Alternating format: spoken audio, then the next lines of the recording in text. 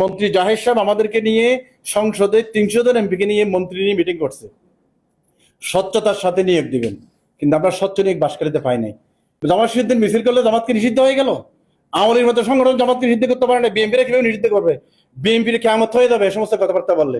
দুঃখ পরীক্ষার জন্য যুদ্ধ করেছেন শিক্ষামন্ত্রী থেকে আমরা দিয়ে ওয়ার্ল্ডে তাক লাগিয়ে দিয়েছেন, কিন্তু আমরা কোনো পরীক্ষা এখনো নকলবাদী শুরু করে দিয়েছি।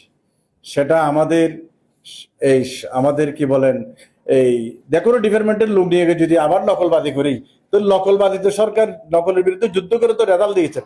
তো আমরা যে কোনো বিষয়েও প্রজেক্ট গ্রহণে, এই নিয়োগে আল্লাহর বস্ত অনুরোধ করবে, এটা করবেন না। কারণ সরকার চাচ্ছেন একটা স্বচ্ছ জবাবদিহিতামূলক একটা অবস্থা নেওয়ার জন্য। যদি বা কোনো নেতা টেলিফোন করে আমাদেরকে বিরক্ত করে, ওগুলো নেতা নয়, ওগুলো দেশকে খেয়ে ফেলবে, তো আবার ফ্যাসিস্টের এগুলো পরিস্থিতি নিয়ে আসবে। যারা সত্যিকার দেশপ্রেমে, মাননীয় প্রধানমন্ত্রীর মন মানসিকতা খুবই ভালো, কিন্তু ওখানে কয়েকজন নেতা যদি টেলিফোন করে সরকারকে ডুবাইতে চায়, আল্লাহর রাস্তা আপনারা সুযোগ দিয়েন না। সরকার মন্ত্রী জাহের সাহেব আমাদেরকে নিয়ে সংসদে 300 জন এমপিকে নিয়ে মন্ত্রী নিয়ে মিটিং করছে, স্বচ্ছতার সাথে নিয়োগ দিবেন, কিন্তু আমরা স্বচ্ছ নিয়োগ বাসকালিতে পাই নাই। এটা আপনারা বললাম, আমারও বললাম, মানুষ তো আশা করে আকাঙ্ক্ষা করে দরখাস্ত করছিল বেকাররা, কিন্তু সকলের দলীয় তালিকা পেয়ে গেছে। এটা তো বিশ্রী ঘটনা। বাসকালীর জন্য এর চেয়ে দুঃখজনক আর কিছু হতে পারে না। কি দরকার আছে আমাদের 45 দিনের চাকরি, 15,000 টাকার চাকরি, কি দরকার আছে? এগুলো স্বচ্ছতা, ব্যক্তিত্ব, আমাদের সততা, এগুলো আমরা প্রশ্নবিদ্ধ হয়ে যায়। আমি অনুরোধ করবো এগুলো করবেন না আল্লাহর বাস্তে। করলে আমি অ্যাকশনে যাব। আমি অ্যাকশন মানে ভোটার নিয়ে অ্যাকশন। ভোটার নিয়ে অ্যাকশনে গেলে কারো ইজ্জত সম্মান থাকবে না। আমি আমার নিজের কথা বলবো না, আমি ফার্সিলিটি করবো না। আমি অনুরোধ করবো আমার কোন অফিসের এগুলো করিয়েন না আল্লাহর বাস্তে। মানুষ ফেসবুকে লিখবে, এখানে জামাত শিবিরের বিরুদ্ধে মিছিল করবে। জামাত শিবির মিছিল করলে জামাতকে নিষিদ্ধ হয়ে গেল। আওয়ামী লীগের মতো সংগঠন জামাতকে নিষিদ্ধ করতে পারে না, বিএনপিরা কিভাবে নিষিদ্ধ করবে? বিএনপির কেমত হয়ে যাবে এই সমস্ত কথাবার্তা বললে। দুঃখজনক। এখানে আমি এমপি, আওয়ামী লীগের এমপি মুস্তাফিজুর রহমান এই সমস্ত মিছিল করে নাই।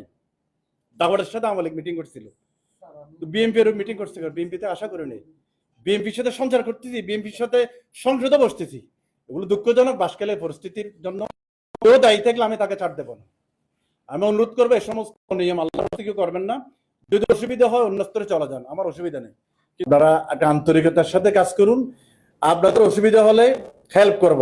আর যদি আপনারা নিজের মতো করে কাজ চলবেন, গভর্নমেন্টের আকাঙ্ক্ষা পূরণ না, জন আকাঙ্ক্ষা, তখন আপনাদেরকে আমি আরো সাপোর্ট দিব, আর কোথাও যাবার সমস্যা। কিন্তু বাসকালীর মানুষের আকাঙ্ক্ষা পূরণ করুন। বাসকালীর মানুষ খুবই কষ্ট পেয়েছে এই সমস্ত নিয়ে। আমি এখানে একজন সস্তা একজন আপনাদের প্রতিনিধি, উপদেষ্টা, কিন্তু আমাকে বাদ দিয়ে এই সমস্ত কাজ করা আমি কখনো সমীচীন মনে করছি না। কখনো জন্য আমার কল্যাণ হবে না। কোন অফিসার আল্লাহর বাস্তে দেদারসে কাজ শুরু করছেন, খবরে নেই, ইনফরমেশনও নেই, আমার আমল নামা কবুল হবে না, ইবাদত কবুল হবে না।